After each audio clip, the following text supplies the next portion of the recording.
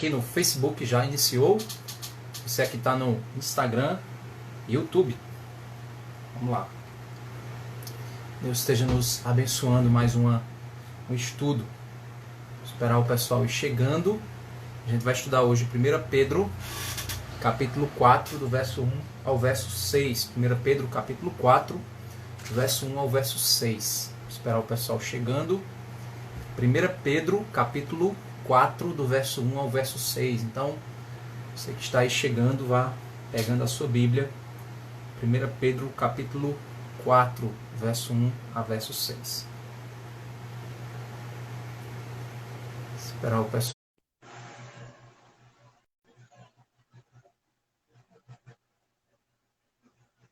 Por enquanto eu vou tocando aqui.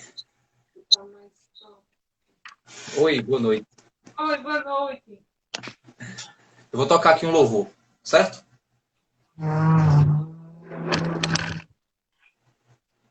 Eu posso imaginar.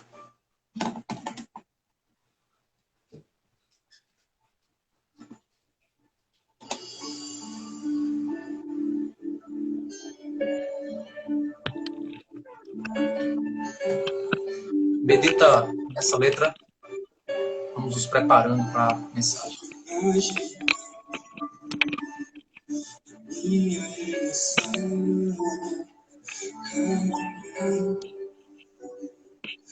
Ao seu lado,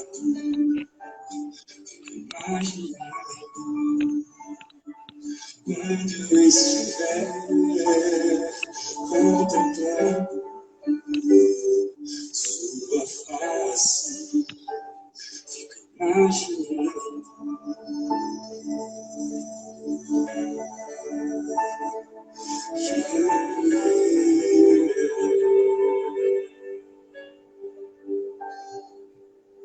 sonora me envolvendo, não sei o que fazer, exaltar em minha voz, eu sinto a dor, eu dormir em sua presença, onde estiveres cantarei, aleluia. Sei que vou conseguir falar, imaginando.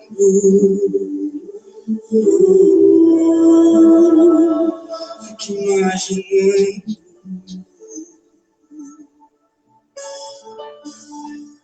Fico imaginando o dia que eu ia encontrar diante de Jesus.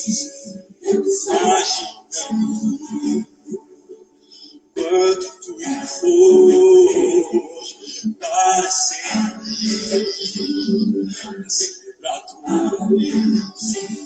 Eu imagino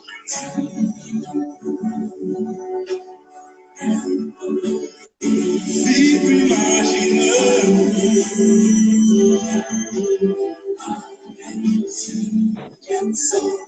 agora me envolvendo, não sei o que fazer, exaltarei em alta voz, o silêncio adorarei, rever-me em sua presença, onde joelhos cairei, cantarei, aleluia, será que vou conseguir falar, imaginando.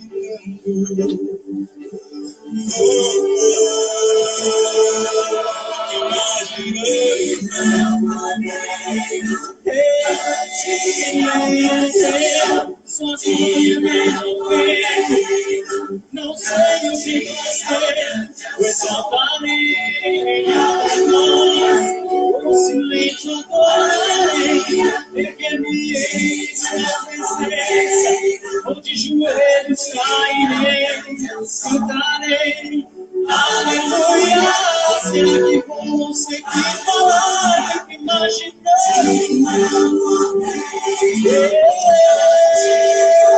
fico imaginando, fico imaginando, fico imaginando,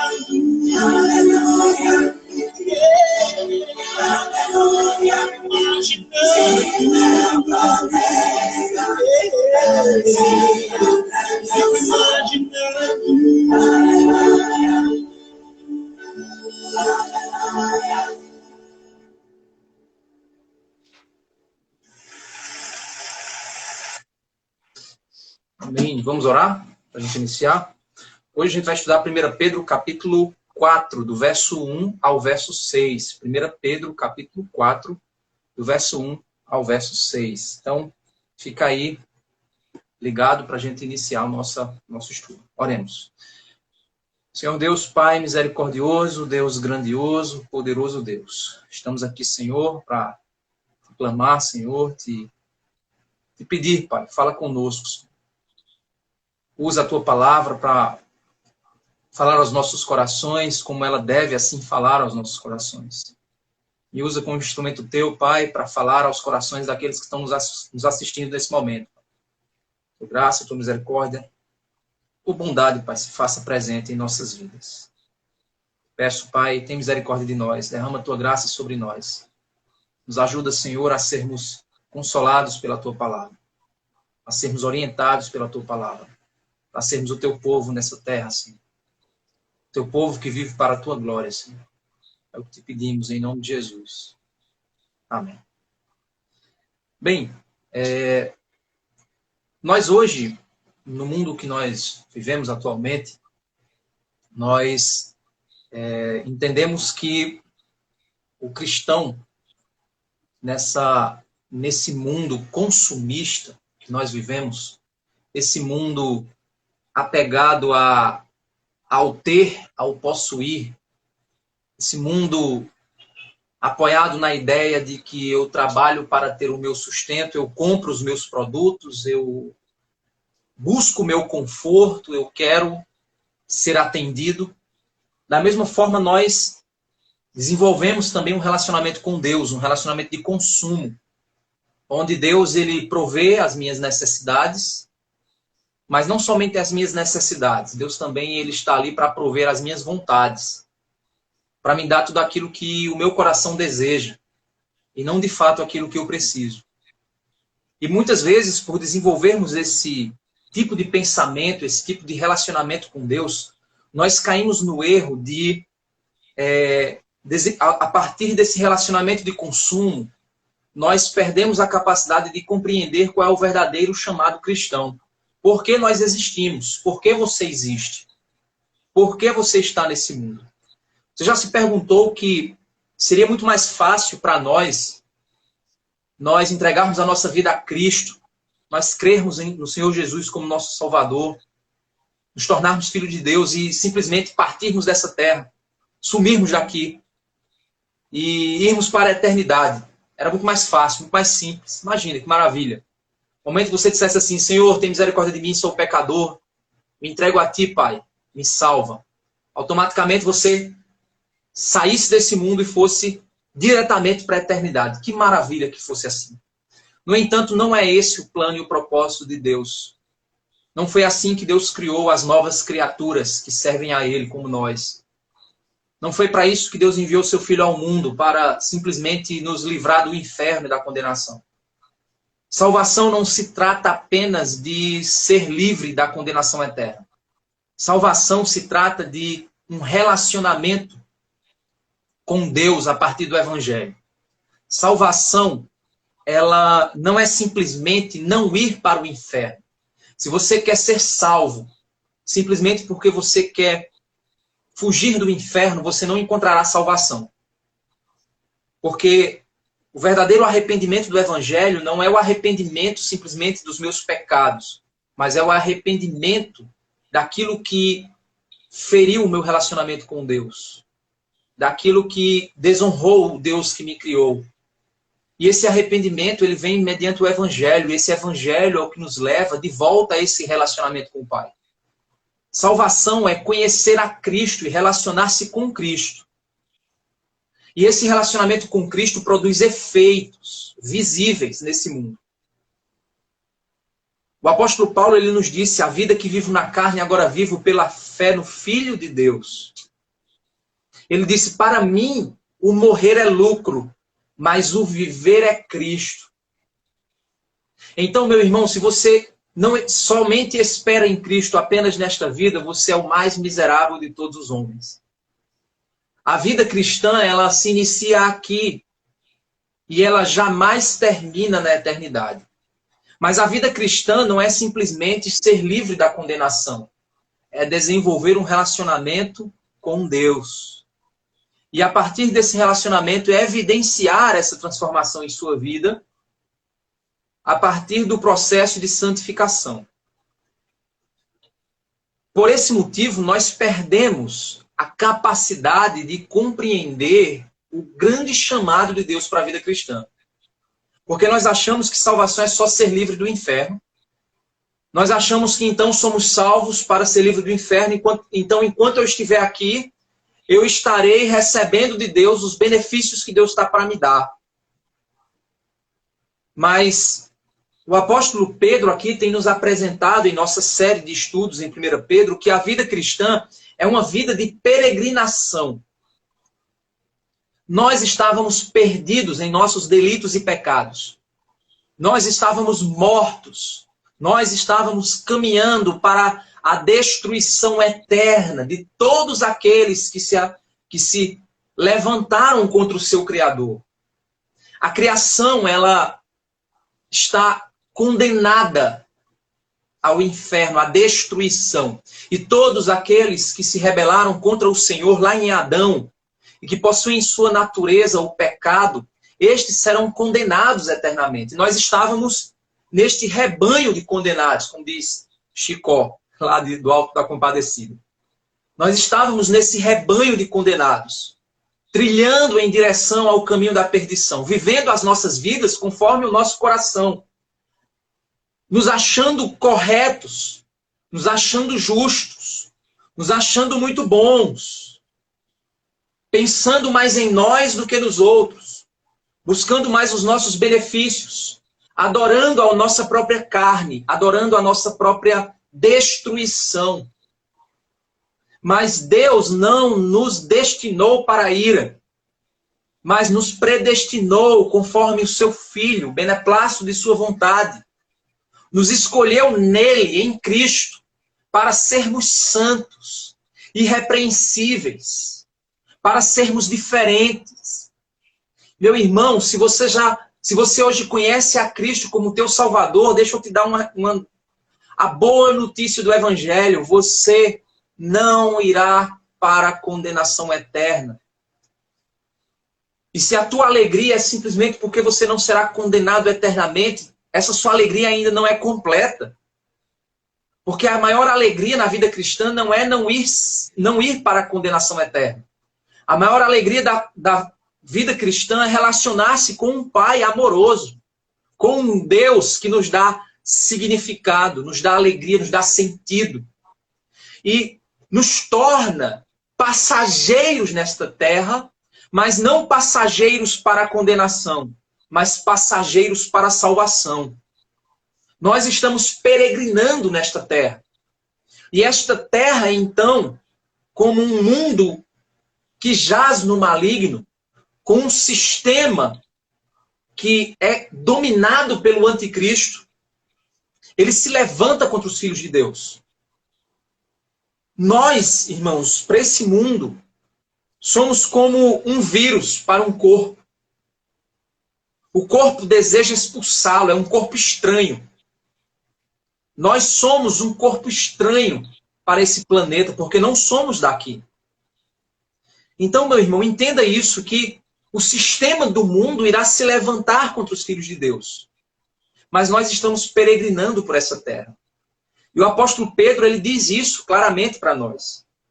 Nós, irmãos, somos maltratados. O apóstolo Pedro, ele diz isso. Quando nós fazemos a vontade de Deus. Porque nós fomos chamados para fazer a vontade de Deus. Nós não fomos chamados para fazer a nossa vontade. Nós fomos chamados para fazer a vontade eterna de Deus. Porque antes a nossa natureza nos chamava a vivermos conforme as paixões carnais. Mas nos foi dado um novo coração. E esse novo coração nos chama a fazermos a vontade do Pai.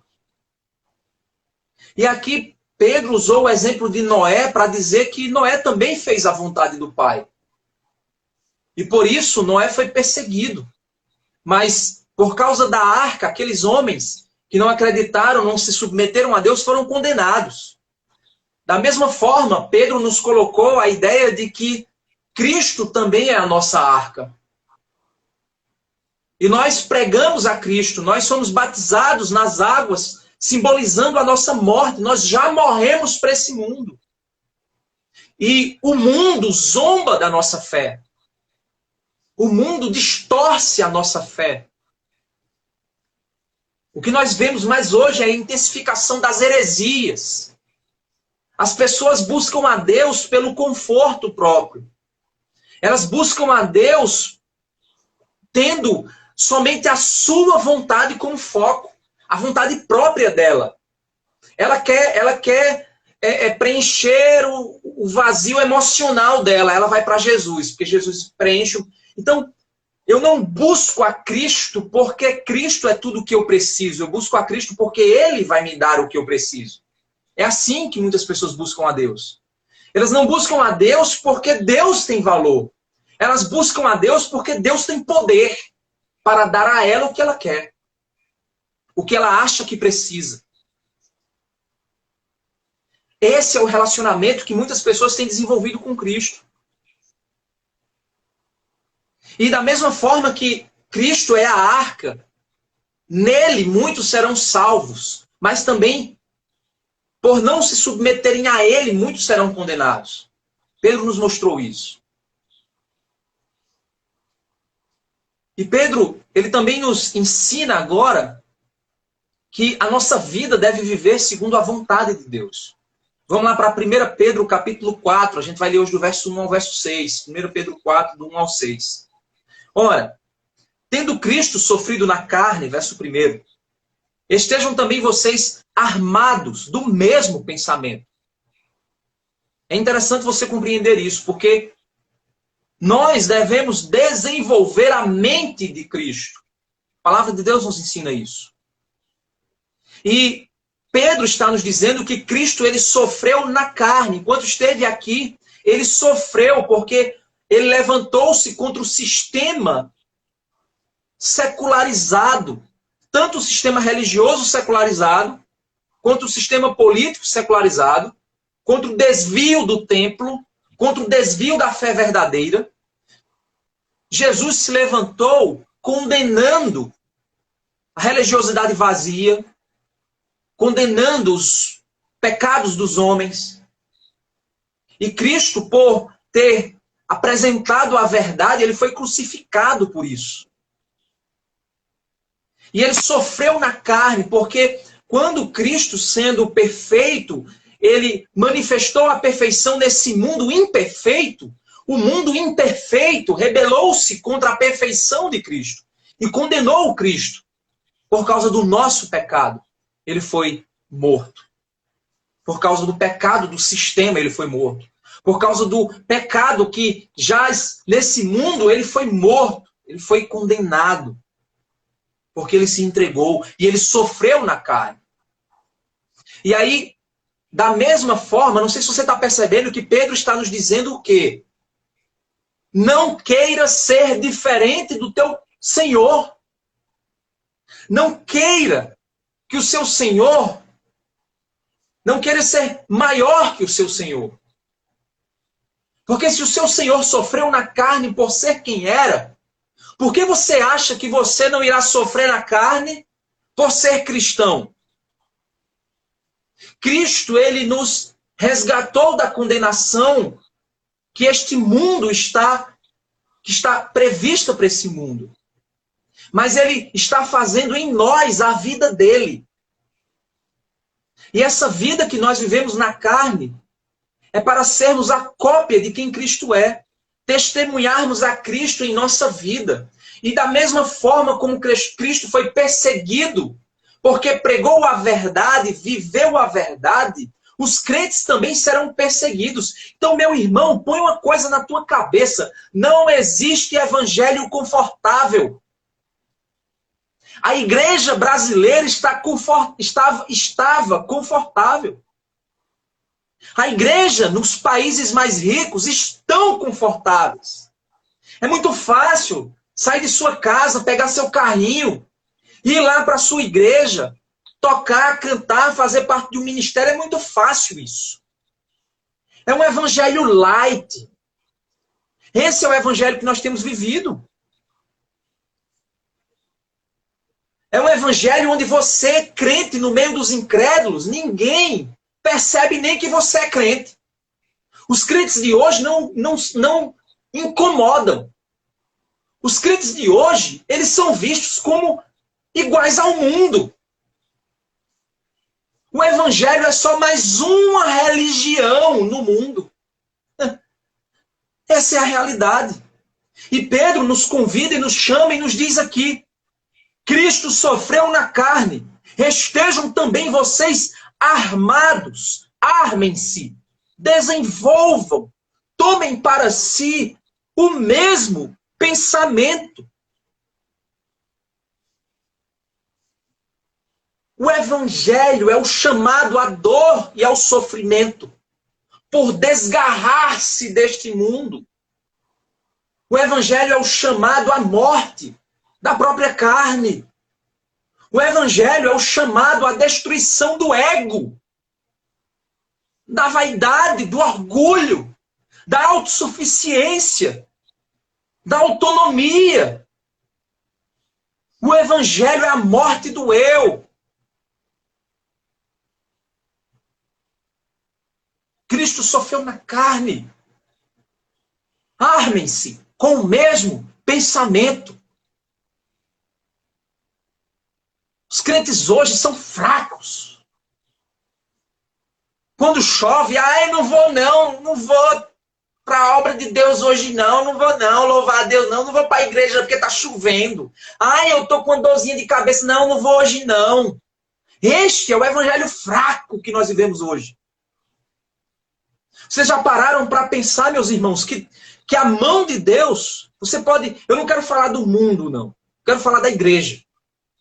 A mão de Deus pesou sobre a igreja. Quantos crentes falsos iam para seus cultos? Quantos crentes iam para um culto sem valorizar aquele momento que eles estavam? Quantos detestavam ir para a igreja? Quantos iam para a igreja por motivos egoístas? Porque tinha uma namorada, porque tinha amigo lá, porque ia cantar. Ah, não vou cantar hoje não, então hoje eu não vou para a igreja. Quantas pessoas estavam sendo movidas por uma adoração frívola, por uma adoração mentirosa, por uma adoração abominável? Tem um texto que diz que Deus diz assim: eu abomino as vossas reuniões, os vossos ajuntamentos são detestáveis.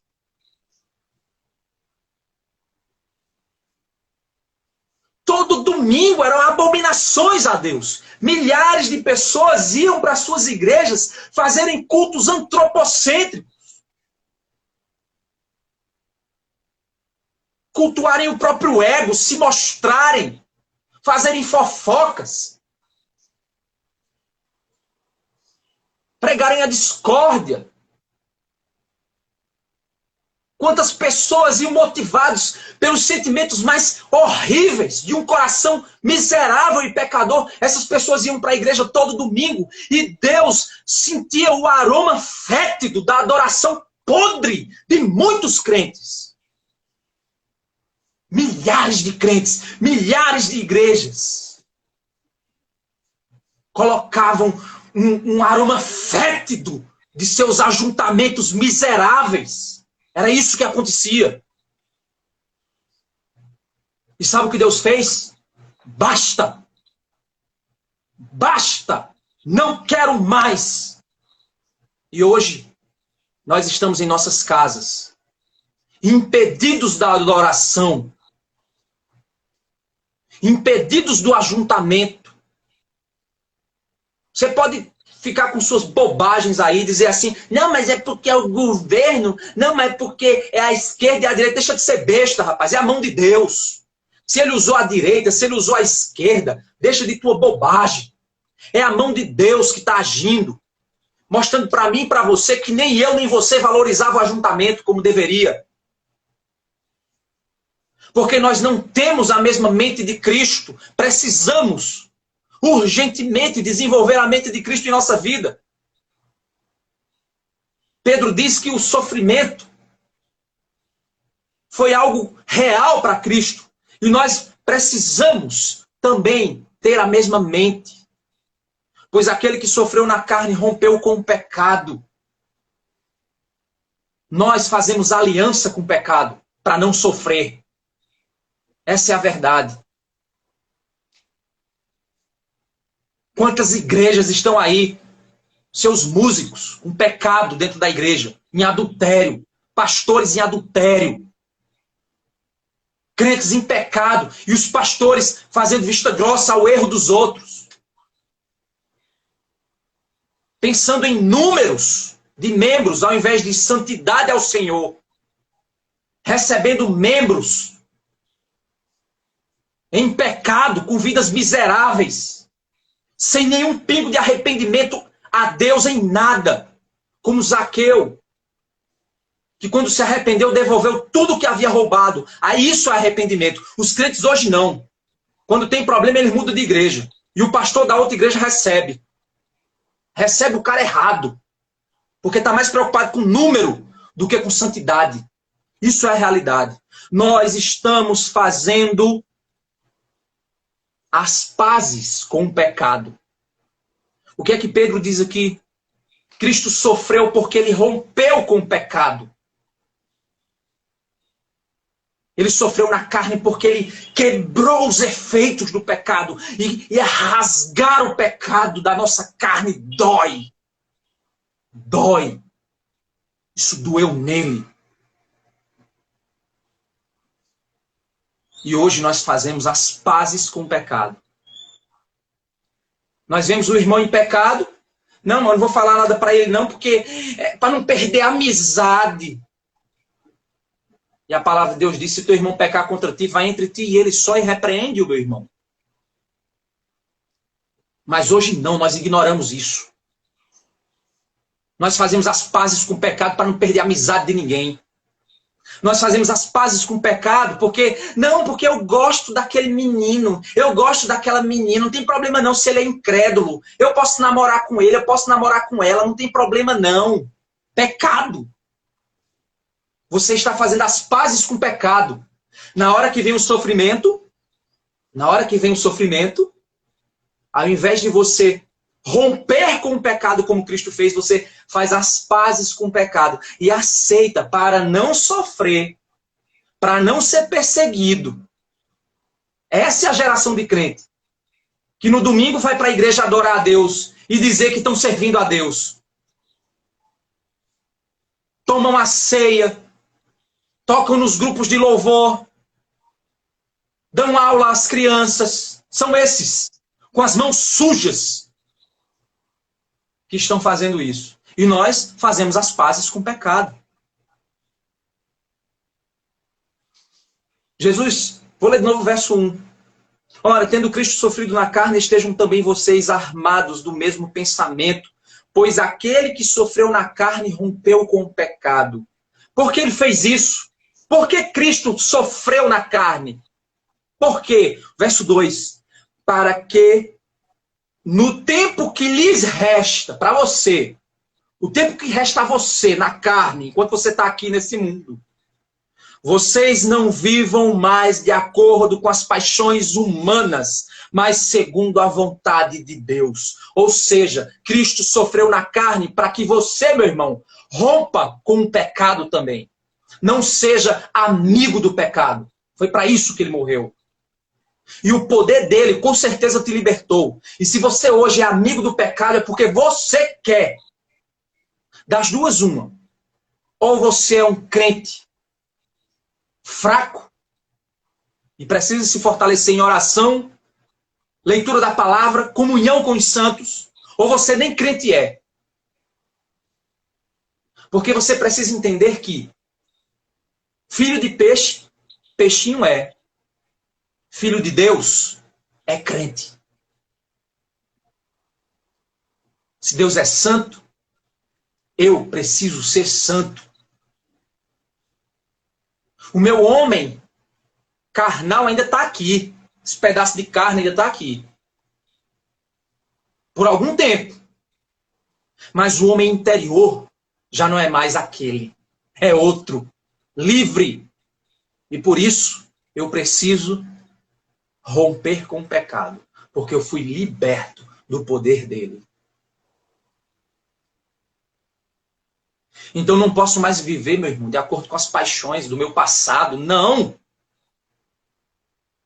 Verso 3, porque basta que no passado vocês tenham feito a vontade dos gentios, tendo andado em práticas libertinas, desejos carnais, bebedeiras, orgias, embriaguez e em detestável idolatria. No passado você viveu assim, meu irmão. Seguindo a vontade do mundo, seguindo a moda do mundo, seguindo a cultura mundana, se entregando àquilo que o mundo valoriza, vivendo os valores do mundo.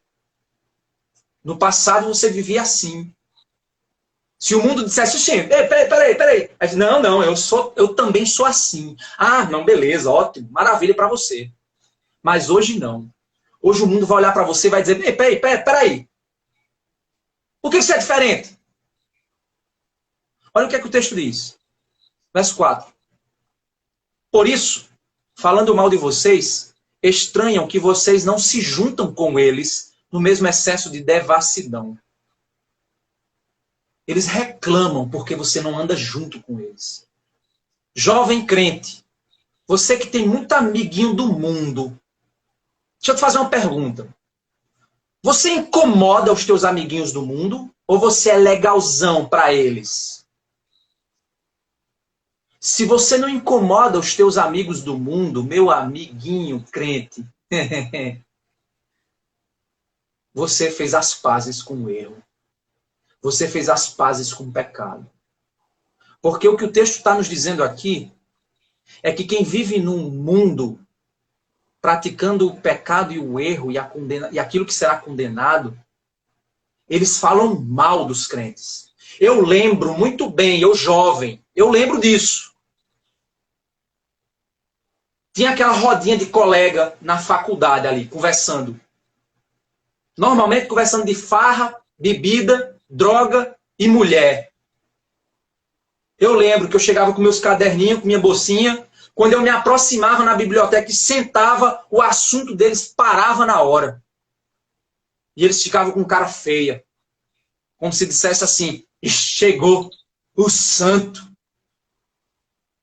Mas hoje eu vejo os jovens com cada amizade mundana que parece que não tem diferença nenhuma. Sabe por quê? Porque a juventude de hoje fez as pazes com o pecado. Sabe para quê? Para ter muito seguidor no Instagram, para ter curtida nas fotos do Facebook, para ter comentário legal, para ter muita amizade. E os crentes de hoje não incomodam mais ninguém. Sabe por quê? Porque eles fizeram as pazes com o pecado. É isso. Muito jovem hoje faz as pazes com o pecado para não perder as amizades do mundo. O colega do mundo dele está lá cometendo um pecado e ele não tem coragem de chegar e dizer, ei rapaz, faz isso não. Jesus pode mudar a tua vida. Sabe por quê? Porque a maioria dos jovens hoje tem medo de falar de Jesus porque eles acham que vão perder as amizades. Mas eu digo uma coisa, você perdeu a Cristo. Jesus disse, aquele que se envergonha de mim, eu me envergonharei dele diante do meu Pai. Não, pastor, mas eu sou crente, eu não perco a salvação. Será que você é mesmo? Se você acha que graça é licença para pecar, você não é salvo. Graça é poder contra o pecado.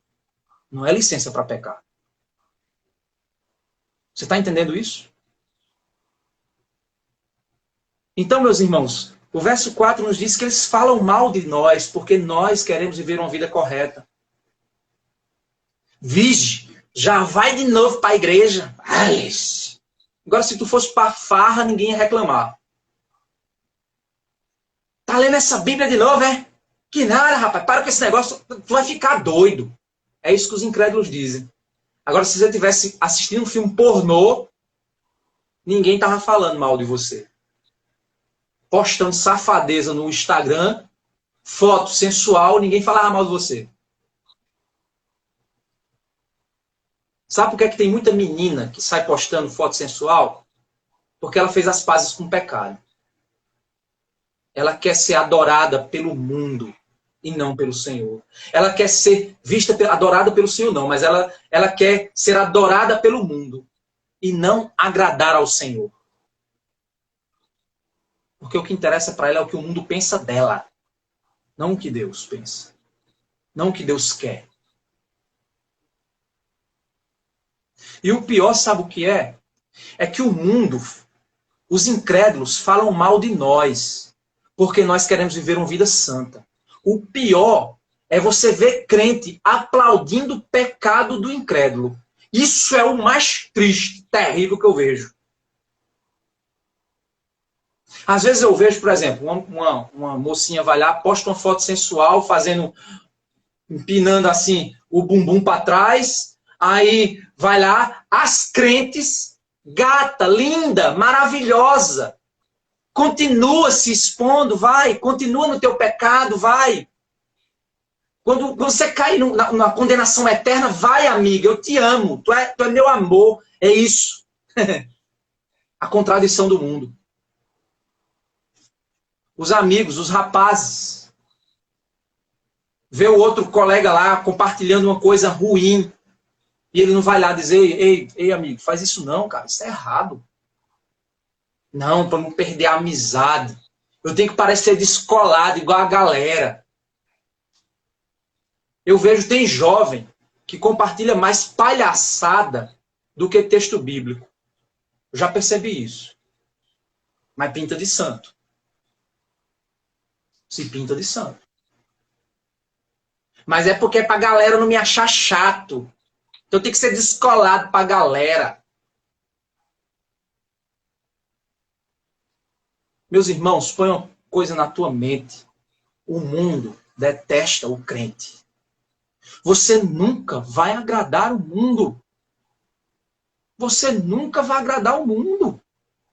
O texto está dizendo isso. Eles falam mal de vós. É estranho que vocês não se juntam com eles para o mesmo excesso de devassidão. Verso 5 diz, eles que terão que prestar contas àquele que é competente para julgar vivos e mortos. Pois para este fim, para isso, para o julgamento, foi que o evangelho foi pregado também a mortos. Nós estávamos mortos quando recebemos o evangelho. Ele foi pregado para mortos, defuntos. Para que, mesmo julgados na carne segundo os homens, mesmo que nós estejamos recebendo julgamentos humanos contra nós, ou o fato de nós um dia morrermos, esse trecho ele é complicado de interpretação. Mas vou dar para você pelo menos duas interpretações que eu entendo que explicam bem o que ele está dizendo aqui. Pregar para mortos. Mortos quem? Mortos em seus delitos e pecados. Éramos nós. Foi pregado para nós mortos. E nós pregamos para os incrédulos, que estão mortos também. Para que eles venham a ter vida eterna em Cristo. Por isso nós pregamos. Mesmo estando julgados na carne, ou o mundo nos julgando, nos achando errado, ou o fato de nós morrermos um dia. Porque o salário do pecado é a morte. Nós iremos morrer. Essa carne vai se acabar um dia. Pelos efeitos da queda de Adão, nós iremos morrer. Todos nós. A morte entrou no mundo. Tanto a espiritual quanto a física. E ele diz, mesmo julgados na carne segundo os homens, vivam em espírito segundo Deus. Então, deixa eu te perguntar uma coisa. Você tem vivido uma vida segundo Deus? Liberto do pecado, meu irmão, porque o crente vive uma vida de liberdade. Não para pecar, mas liberdade para obedecer ao Senhor. Se não, meu irmão, liberte-se.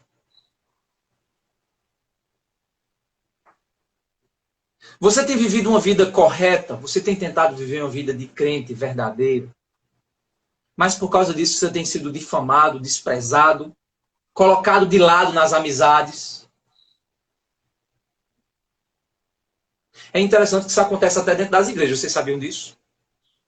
Se você for crente correto, você é colocado de lado nas amizades. Forma-se os grupinhos e você é jogado de lado. Porque você não entra na safadeza do grupo.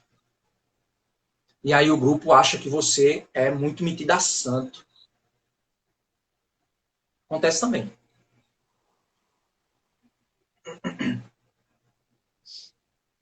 Se você quer viver da maneira correta, entenda uma coisa, você vai ser perseguido. Paulo disse isso. Você tem vivido uma vida onde você percebe que você não é tão popular? Você já percebeu? É interessante. No meio evangélico, eu tenho aí alguns seguidores no Instagram. Se eu começasse a pregar heresia da prosperidade, da teologia do coach, em meses eu ia subir aí para 100 mil, 200 mil seguidores. Vai dar uma olhada nesses caras, como é que eles estão lá. Porque eles falam que o mundo gosta de ouvir. Mas vai pregar a verdade para tu ver? Nem no meio evangélico você vai ser aceito. Essa é a verdade. Meu irmão, as pessoas do mundo talvez não te acham muito legal, te acham chato. Quando você chega, o papo se acaba. Fique feliz, meu irmão. Isso é sinal de que você está no caminho certo.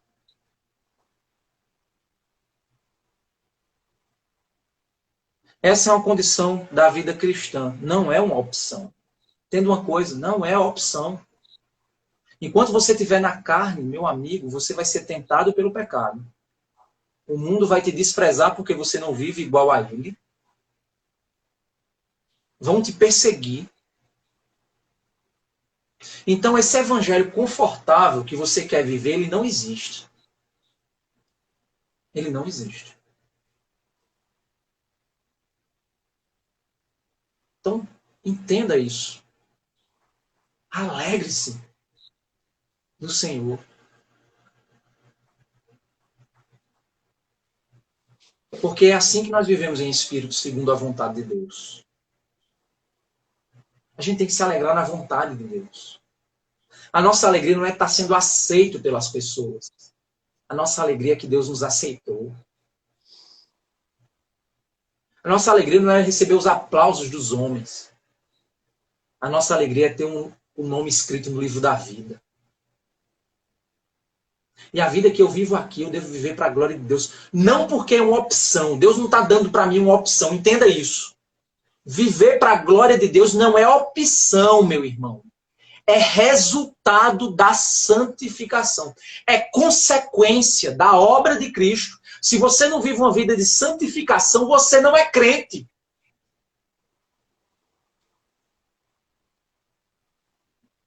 Se você está dividido, eu não digo que é fácil não, gente. Na faculdade eu sofri. Eu me sentia solitário, sozinho, poucos amigos. Os que se aproximavam, às vezes era para responder um exercício, uma coisa, mas amizade de verdade, poucas. E eu me sentia desprezado, sim. Não é fácil não, gente. A carne da gente fica se sentindo machucada. Mas eu lembrava que isso é porque eu não pertenço a esse mundo. Isso me alegrava. Não faça as pazes com o pecado. Rompa com o pecado, como Cristo também fez. Porque ele fez isso para que você tenha poder de fazer a mesma coisa. E viva para a glória de Deus. Vamos orar? Senhor Deus, Pai amado, misericordioso, Deus santo. Te pedimos, Pai, tem misericórdia de nós. Nos faz entender, Senhor, que a vida cristã, Pai, é uma vida de alegria. Mas a alegria não será completa nesse mundo, Pai. Nos usa como instrumentos teus, onde quer que nós estejamos. Para que o teu nome seja exaltado e que outras pessoas também cheguem ao conhecimento da verdade através das nossas vidas. Pai amado, Deus Santo, obrigado por nos chamar. Obrigado por ter entregue a tua vida no altar, na cruz, para que a gente possa ser livre, Pai. Para escolher, para te obedecer. Nos ajuda, Senhor, a sermos santos, porque tu és santo. E amarmos nos relacionar contigo mais do que com o mundo. É isso que te pedimos, em nome de Jesus. Amém. Então, gente, é isso. Deus esteja abençoando e guardando sua vida. Compartilhe essa mensagem com outras pessoas. Deixe Deus falar aos seus corações. E o pessoal da Batista da Graça, nesse momento, se reúne em família. Orem. Essa semana eu vou divulgar para vocês a lista dos grupos de oração. Certo? Se preparem para no domingo a gente começar a fazer uso dos grupos de oração. Então, os nossos cultos do domingo não vão terminar. Eles vão terminar na live e vão continuar nos grupos de oração pelo WhatsApp. Certo? Então, separa na tua agenda esse tempo. Participa disso. É importante para o nosso crescimento espiritual. Ok? Então, Deus esteja abençoando. Até mais. Obrigado, Margarida. Deus abençoe. Amém. Obrigada também. Deus abençoe.